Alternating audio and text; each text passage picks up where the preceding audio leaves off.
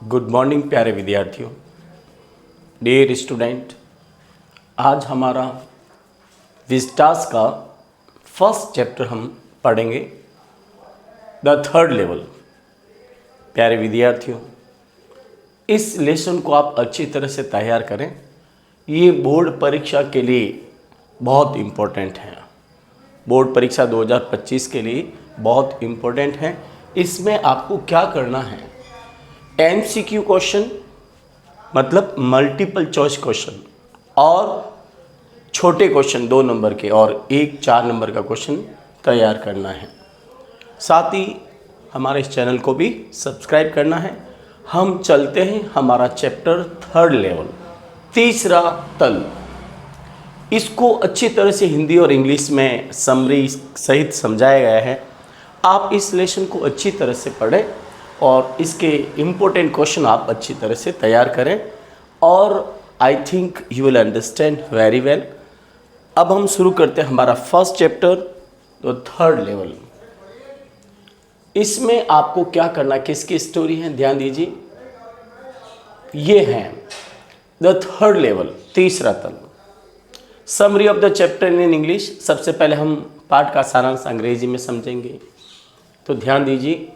The third level is the story of Charlie, who is 31 years old. ये कहानी Charlie की है जो 31 साल का है। He is entirely tired from the modern world, which is full of the insecurity, fear, worries, stress and war. वह आधुनिक दुनिया से जो असुरक्षा, भय, चिंता, तनाव और युद्ध से भरी हुई है से पूर्णतया थक चुका है।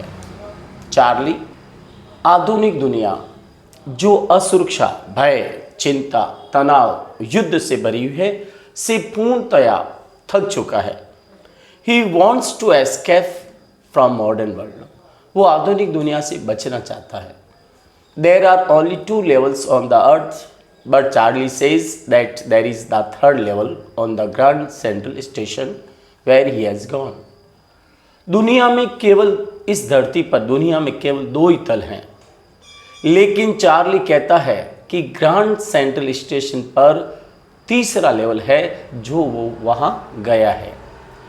He tells this thing to his friend Sam Weiner, who is a psychiatrist. वो ये बात अपने दोस्त शैम वेनर को बताता है जो मनोचिकित्सक है। कौन है? Psychiatrist. His friend tells that Charlie is dreaming daydream. वो कहता है कि चार्ली दिन में सपना देख रहा है। He tells his wife Louisa about the Grand Central Station. Charlie अपनी पत्नी लोइशा को ग्रांड सेंट्रल स्टेशन के बारे में बताता है। His wife tells him that he has gone mad. उसकी पत्नी उसे कहती है कि आप पागल हो गए हो। Charlie often tells Sam Weiner about Galesburg, where he has spent his childhood.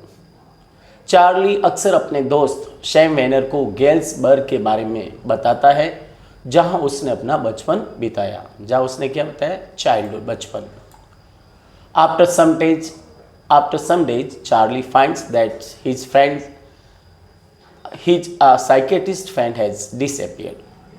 कुछ दिनों बाद चार्ली पाता है कि उसका मनोचिकित्सक दोस्त शैम वेनर गायब हो जाता है, यानी गायब हो गया है। Charlie thinks that his friend Sam Weiner has gone to Galesburg. Charlie सोचता है कि उसका दोस्त शैम वेनर, उसका फ्रेंड शैम वेनर गैल्सबर्ग चला गया है। Charlie himself wants to escape from the modern world which is full of insecurity, fear, war, worry, stress. और चार्ली भी आधुनिक दुनिया से बचना चाहता है जो असुरक्षा, भय, चिंता, तनाव, युद्ध से भरी हुई है। Charlie likes the world of 1894 which was freed from insecurity, war, worries, stress and fear. Charlie 1894 की दुनिया को पसंद करता है जो पूर्णतया असुरक्षा, भय, युद्ध, चिंता, तनाव से मुक्त था। He likes Galesburg of 1894, which was entirely peaceful town. वह 1894 के गैल्सबर्ग को पसंद करता है जो पूर्णतया शांतिपूर्ण कस्बा था। प्यारे विद्यार्थियों, ये तो थी समरी इंग्लिश में। अब आप इसकी समरी हिंदी में पढ़ लेते हैं। तीसरा तल, ध्यान दीजिए प्यारे विद्यार्थियों, तीसरा तल चार्ली की कहानी है। तीसरा तल कहानी चार्ली की है जो 31 साल का है। वो आधुनिक दुनिया से थक चुका है जो असुरक्षा, भय, युद्ध, तनाव और चिंता से भरी हुई है। वो आधुनिक दुनिया से बचना चाहता है। पृथ्वी पर केवल 2 तल हैं, लेकिन चार्ली कहता है कि ग्रांड सेंट्रल स्टेशन पर तीसरा तल है जहाँ वो जा चुका है। वो ये बात अपने मित्र सैम वेनर को कहता है जो एक मनोचिकित्सक है, साइकेट्रिस्ट है। उसका मित्र कहता है कि वो दिन में सपने देख रहा है। वो ये बात अपनी पत्नी लुइसा को कहता है। उसकी पत्नी कहती है कि उसका पति पागल हो गया है, he has gone mad. Charlie अक्सर अपने मित्र सैम वेनर को गेल्सबर्ग के बारे में बताता है जहाँ उसने अपना बचपन बिताया। कुछ दिनों बाद चार्ली पाता है कि उसका मित्र सैम वेनर गायब हो गया है, ही हैज़ डिसअपियर्ड। चार्ली अनुमान लगाता है कि सैम गेल्सबर्ग जा चुका है। चार्ली स्वयं आधुनिक दुनिया से बचना चाहता है जो असुरक्षा, भय, तनाव, डर, चिंता से भरी हुई है। चार्ली 1894 की दुनिया को पसंद करता है जो असुरक्षा, भय, तनाव, युद्ध से मुक्त था। वह 1894 के गेल्सबर्ग को बहुत पसंद करता है जो पूर्णतया शांतिप्रिय था। प्यारे विद्यार्थियों, अब हम इस लेसन के MCQ मल्टीपल चॉइस क्वेश्चन जो आपका बोर्ड का 18वां प्रश्न 6 नंबर का आता है उसको आप अच्छी तरह से तैयार कर लीजिए। मल्टीपल चॉइस क्वेश्चन 100% इन्हीं में से आएंगे। तो आपको इन मल्टीपल चॉइस क्वेश्चन को तैयार करना है और इस मल्टीपल चॉइस क्वेश्चन को तैयार करने से आपका बोर्ड का 18वां क्वेश्चन सॉल्व हो जाएगा। तो आर यू रेडी? चले हम multiple choice question 3rd level का करते हैं। लेकिन साथ ही प्यारे विद्यार्थियों, हमारे इस चैनल को सब्सक्राइब करना मत भूलना ताकि हम अगला chapter the tiger king, a journey to the end of the earth, enemy, on the face of it, memories of childhood, ये सारे लेसन आप तक टाइम टू टाइम पहुंचा सके। शुरू करते हैं हम हमारे multiple choice question. MCQ question ये आपके लिए बहुत महत्वपूर्ण है प्यारे विद्यार्थियों, बहुत इजी हैं और हमने इम्पोर्टेंट क्वेश्चन सेलेक्ट करके आपके लिए तैयार किए हैं। आप निश्चित रूप से इन सब क्वेश्चन को तैयार कर लेंगे। शुरू करते हैं हम सबसे पहले क्वेश्चन नंबर 1। ध्यान दीजिए, आप इन क्वेश्चन को अच्छी तरह से समझना है। सैम क्या था? सैम साइकेट्रिस्ट था। क्या था? साइकेट्रिस्ट। याद करना अच्छी तरह से। The name of Charlie's wife was, Charlie की पत्नी का नाम था लुइसा। आपका option B. How many dollars did Charlie's friend Sam withdraw from his account, Charlie की दोस्त सैम वेनर ने अपने खाते से कितने रुपए निकाले? 800। What was the title of newspaper which Charlie found at the 3rd level? The world. Charlie जो तीसरे लेवल पर न्यूज़पेपर पाता है वो उसका नाम है the world. How long had Sam been at the 3rd level, Sam 3rd level पर कितने टाइम तक रहा? 2 सप्ताह तक। The stamp had the picture of the president, ticket पर किस राष्ट्रपति की फोटो थी? ध्यान रखना, गारफील्ड। किसकी थी? गारफील्ड।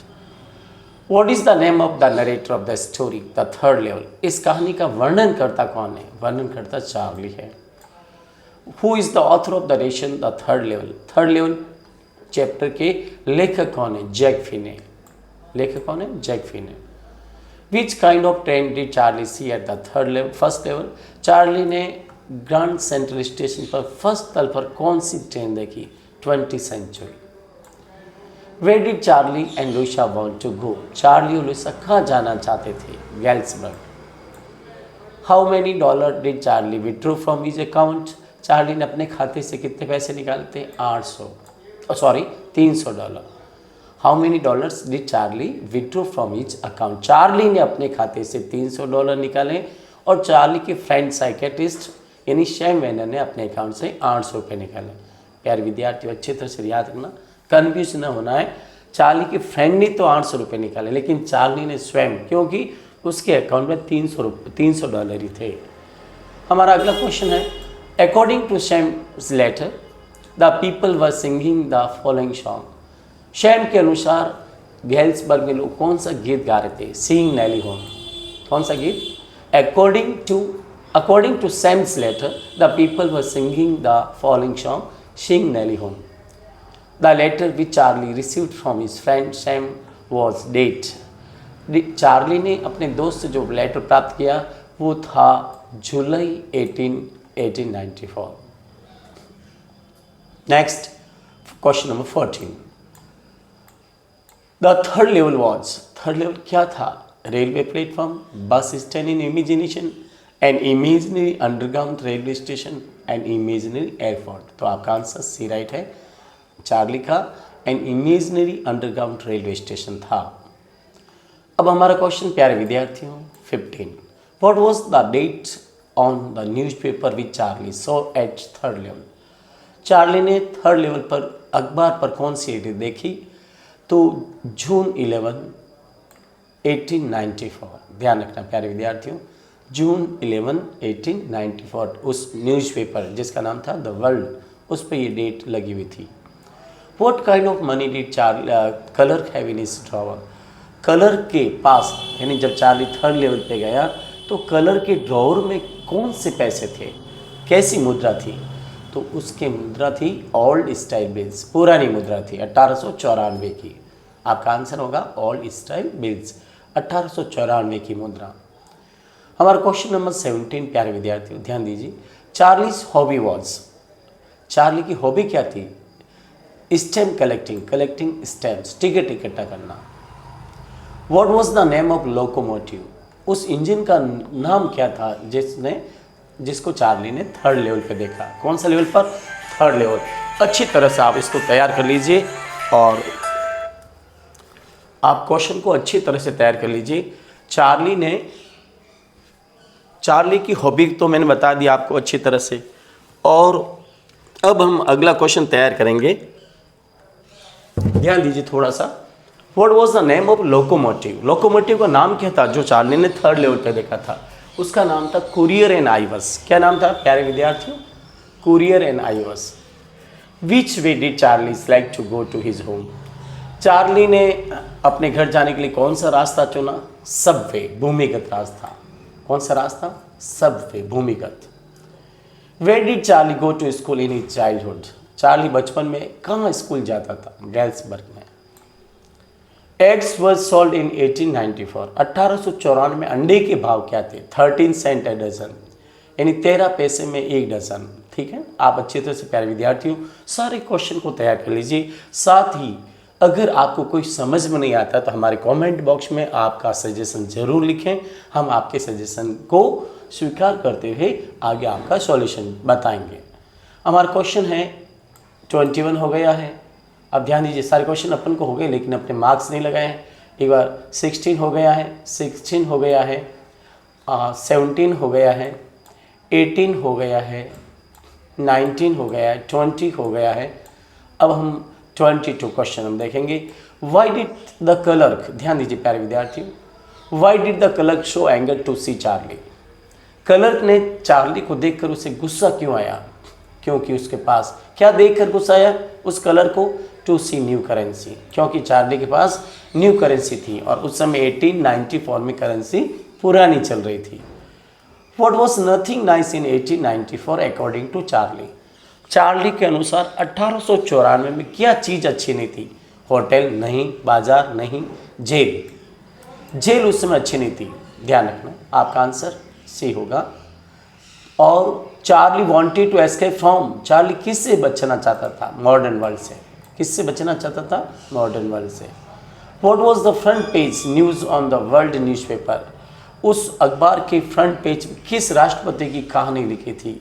तो देखना, प्रेसिडेंट क्लेवलैंड की। किसकी? प्रेसिडेंट क्लेवलैंड, राष्ट्रपति क्लेवलैंड की। Sam Vanern was invited on, Sam Vanern को गैल्सबर्ग किस पार्टी पर बुलाया गया? लेमनेट, नींबू की शिकंजी पार्टी पर। The Grand Central station growing like, प्यारे विद्यार्थियों ग्रैंड सेंट्रल स्टेशन किस तरह से बढ़ रहा है? ट्रीज़ की तरह। आपके लेसन में पेड़ का चित्र भी दिखाया गया है, तो आपने उस पेड़ को देखा होगा, उसमें उसके रूट्स में मतलब ऐसे रास्ते बताए गए हैं, तो ट्रीज़ की तरह बढ़ रहा है। अब हमारा क्वेश्चन नंबर, ध्यान दीजिए, आप समझ रहे हैं सारे क्वेश्चन। अब हमारा क्वेश्चन नंबर देखो, 26 हो गया, 7 हो गया, अब आ रहा 28।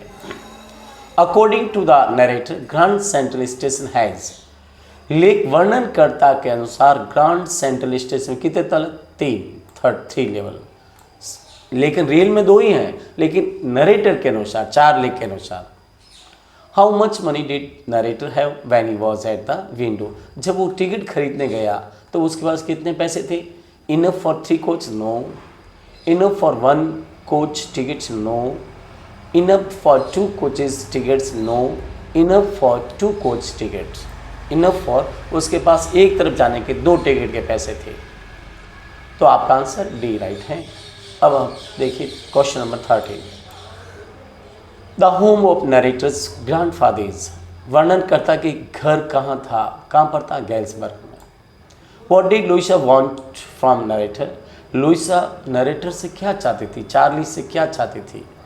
To see the third level, क्या तीसरे लेवल को ढूंढता रहे? नो। फॉरगेट द इंसिडेंट, क्या इस घटना को भूल जाए? No. To see the third level any more, अब तीसरा लेवल कभी ना ढूंढे। To continue see level third, तो वो चाहती थी not to see the third level any more, अब चार्ली तीसरे लेवल को कभी ना ढूंढे।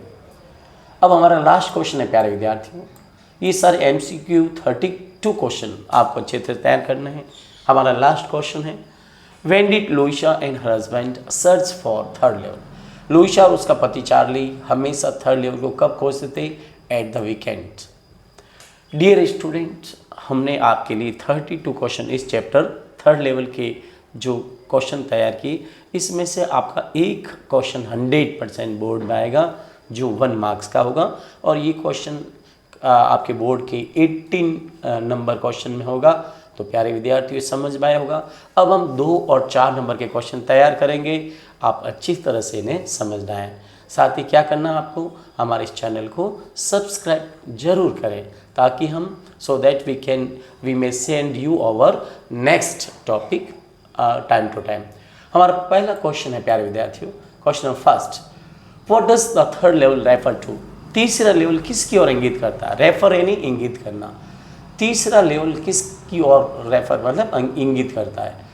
There are only 2 levels at Grand Central Station of New York, New York के ग्रैंड सेंट्रल स्टेशन पर केवल 2 ही तल है। There is not any third level in the world, दुनिया में तीसरा लेवल है ही नहीं। The third level is the product of Charlie's mind imagination that existed in 1894, तीसरा लेवल चार्ली की मानसिक उपज का परिणाम है जो 1894 में अस्तित्व में था, यानी कब था? 1894। तो आपने ये क्वेश्चन अच्छी तरह से समझा होगा। This is very important question for board exam for 2025। अब हम क्वेश्चन सेकंड कर लेते हैं, ध्यान दीजिए प्यारे विद्यार्थियों। Why do the people want to escape from the modern world, लोग आधुनिक दुनिया से क्यों भागना चाहते हैं? Why do the people want to escape from the modern world, दुनिया आधुनिक मतलब लोग आधुनिक दुनिया से क्यों भागना चाहते हैं? आंसर बड़ा इजी है, याद कर लीजिए। The people want to escape from the modern world because the modern world is full of insecurity, fear, worry, wars, stress, और लोग आधुनिक दुनिया से भागना चाहते हैं क्योंकि आधुनिक दुनिया असुरक्षा, भय, चिंता, युद्ध और तनाव से भरी हुई है।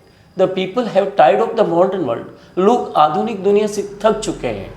दे feel unsafe in the modern world, वे इस आधुनिक दुनिया में असुरक्षित महसूस करते हैं, इसलिए लोग आधुनिक दुनिया से भागना चाहते हैं। समझ आए ना? This is also very important question for the board exam of 2025. Dear student, now we will read the question number 3. How is the central station a symbol of escape? Grand Central station बच निकलने का प्रतीक किस प्रकार है? ध्यान दीजिए, अब ये चार्ली की कहानी है। Grand Central Station is the imagination of Charlie. Charlie is a man of 31 years old. Charlie 31 साल का व्यक्ति है। ही इज पजल इन परेशान, he is puzzled from the modern world. वो आधुनिक दुनिया से परेशान है। The modern world is full of insecurity, fear, worry, war and stress. आधुनिक दुनिया असुरक्षा, भय या चिंता, युद्ध और तनाव से भरी हुई है। Charlie has tired of the modern world. Charlie आधुनिक दुनिया से थक चुका है। He wants to escape from the modern world. वो आधुनिक दुनिया से बचना चाहता है। The Grand Central Station is the product of Charlie's mind imagination which was existed in 1894।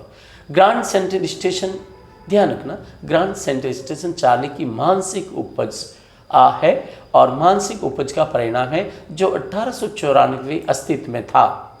It is a symbol of escape from the modern world. ये आधुनिक दुनिया का भागने का एक प्रतीक है।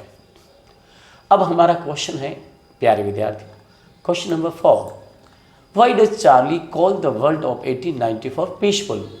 चार्ली वर्ष 1894 के संसार को शांतिपूर्ण क्यों कहता है? क्यों कहता है?